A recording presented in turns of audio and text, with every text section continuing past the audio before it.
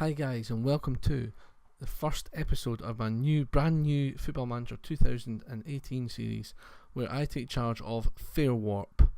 Yep, you heard it right, Fairwarp. I've never heard of them either, but this is going to be the ultimate challenge, League 22, hopefully all the way up as far as we can go, hopefully culminating in a Champions League win and world domination.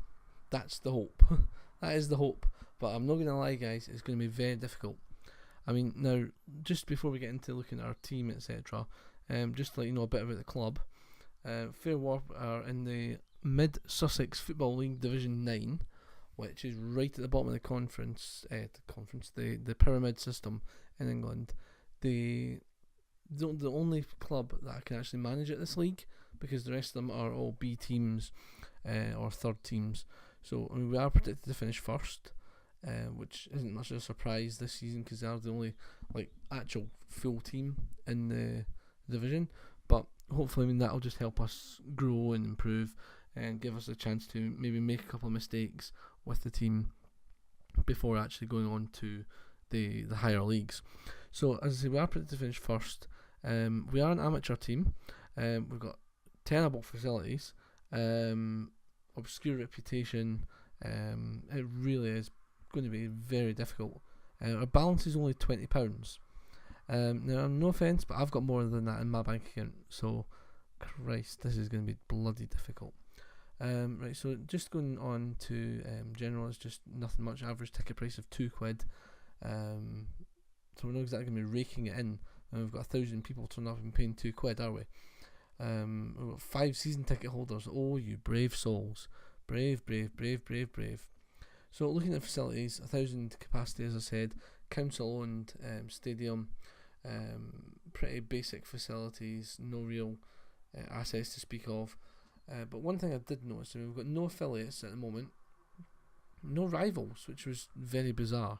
But then again, I suppose Fairwarp, it's not exactly who's going to say your rival is Fairwarp. But in the history books, just looking at some of the landmarks and the records and things, there is nothing. So we've got a blank canvas here, guys. Just basically going to try our best to see what we can do. Without further doubt, let's have a wee look at the league system that we're in for the Mid-Sussex Football League Division 9. Now, as you can see, as I said, they're all kind of B teams, and then there's just us. So that's a bit bizarre. So there's 10 teams in the league, which means a total of 18 games in the season, which is actually quite good for trying career progression at this stage. Trying to get things done as quickly as possible. But as you can see, the matches are spread out pretty much throughout the season. You've got one match in some months, 3 matches, maximum 3 matches in a month, plus cup games obviously as well. So that's okay. That'll work out fine. And you've got some months here like January and February that there's only one match. So I'm assuming there's loads of cup matches and things like that in that. But we'll come to that anyway. So without further ado, let's go in to take a look at the most important, well I say the most important person, but the manager character that I created. Now, this doesn't look a thing like me. I'll just make that perfectly clear right now. It's just a random face I chose, and kind of like yellow, so I put yellow glasses, yellow zipper and blonde hair. So that's fine. But so I created my manager. Obviously, he's the worst manager in the game. Now, it did say National A license was the recommended for this team. However, I wanted to start right at the bottom, so I put my National C, because I wanted to start right at the bottom. No airs or graces about this. We're going to be rubbish. Our manager guy is going to be rubbish. So I was going to distribute them evenly, and I thought, well, no, the main thing for me is working with youngsters, because that's mainly what I'm going to be trying to base my season on, is working with youngsters and building them up. And obviously, I mean, if these were actual how good are you at these things, that'd be fine, but these are all training methods.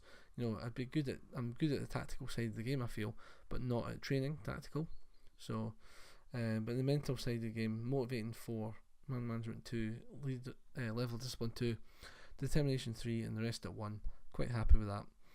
Not really given much other options with that.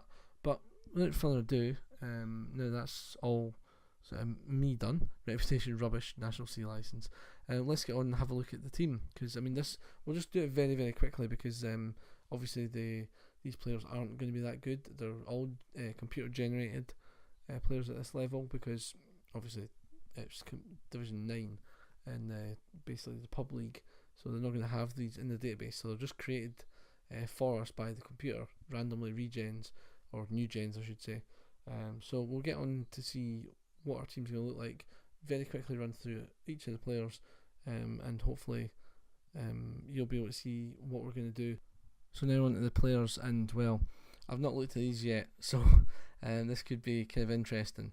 They all look okay, but bear in mind these star levels are based on the team as a whole and the division, so they're not really that good. I'm assuming for the level. We do seem to have a couple of decent players, but we'll go through them all very quickly, just to get into the actual crux episode. Because to be honest, these guys, they won't be staying around long, I don't think. You know, being at this level, they're all on amateur contracts, I assume, and to be honest, they're not going to be that good to play in when we get higher up divisions. So we'll wait and see. So we've got Gareth Lamb.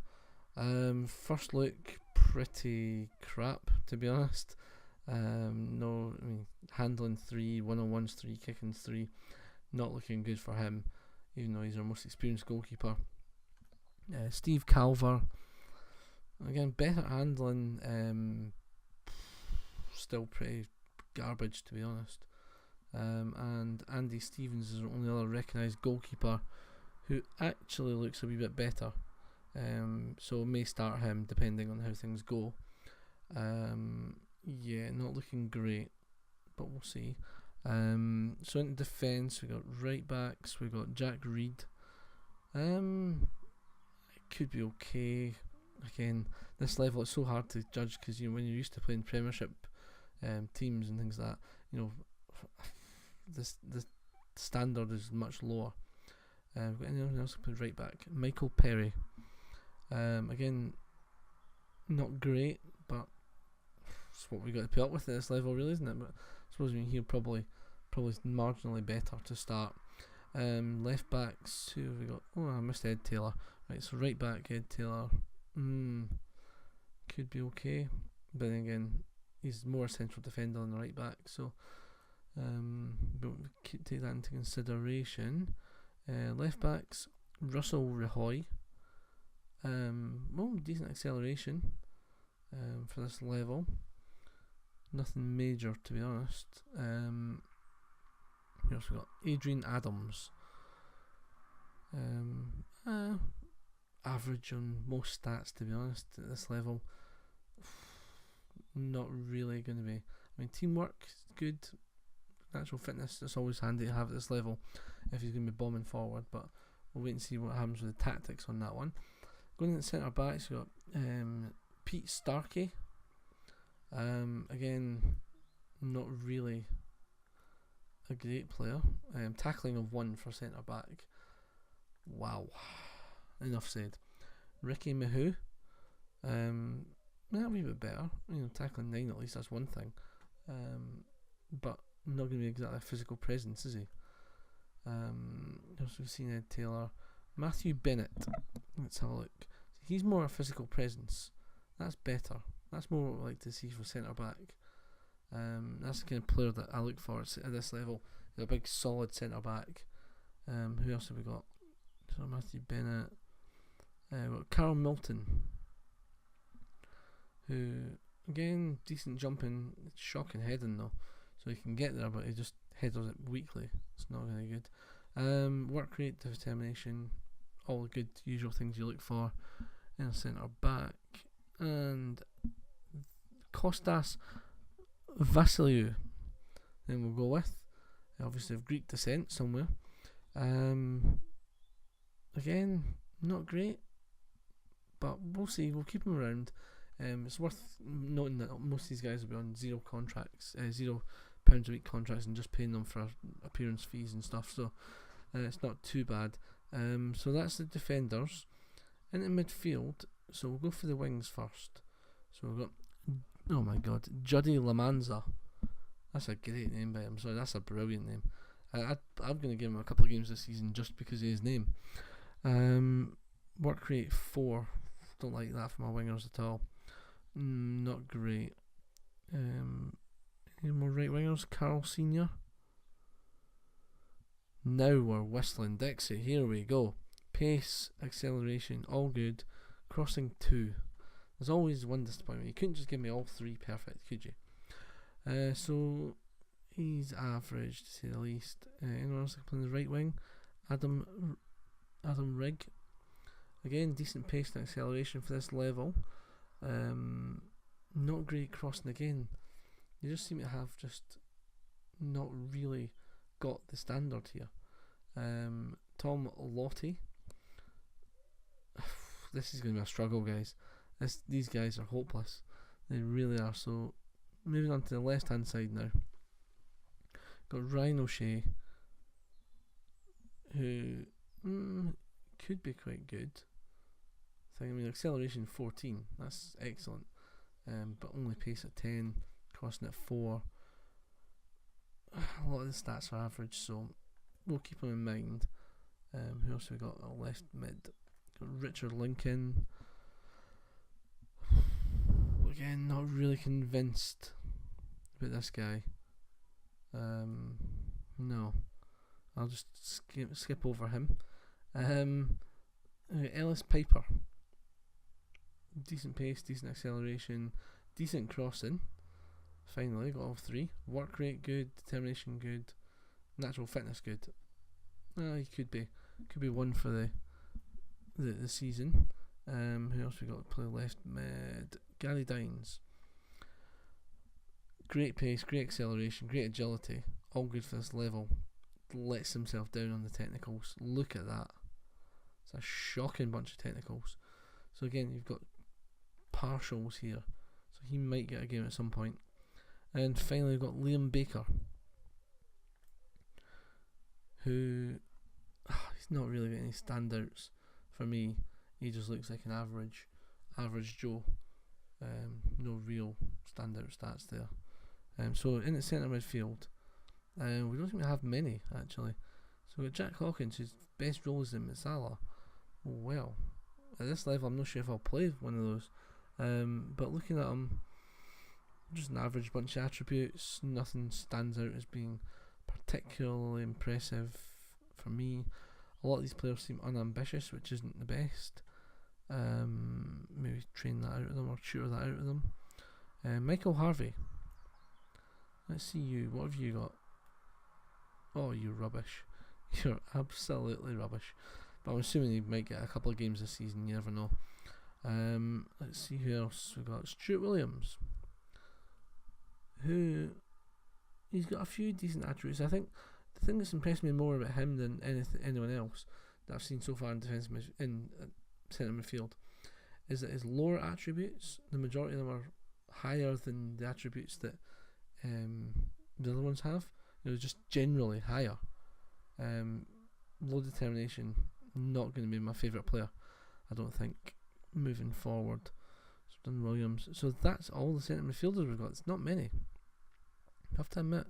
So going and looking up front, we've got Ian Bradley, by far our oldest striker. Finishing 12, always good to see. Balance 1, bravery 1. Look at all those stats that are at 1. Yeah, enough said about him. So Tom Roberts, let's see you. Finishing 4. Oh my god. Right, I'm gonna have trouble here, I think. Yoon Seacole, getting finishing 7. See, that's better. Natural fitness 16, bravery 17. See, that, you compare that to the guy with bravery 1. This guy will put his head in where it needs to be put in. I like that better than bravery 1. Jeez. Sean Pilkington. Again, good physicals. Good physicals, but again, finishing 4. So he's like to make some chances, but finishing 4 is annoying. And Mike Nolan is our final player that we've got. There's a target man. Determination 16, aggression 15, jump and reach and heading 10, finishing 9. That's actually not too bad.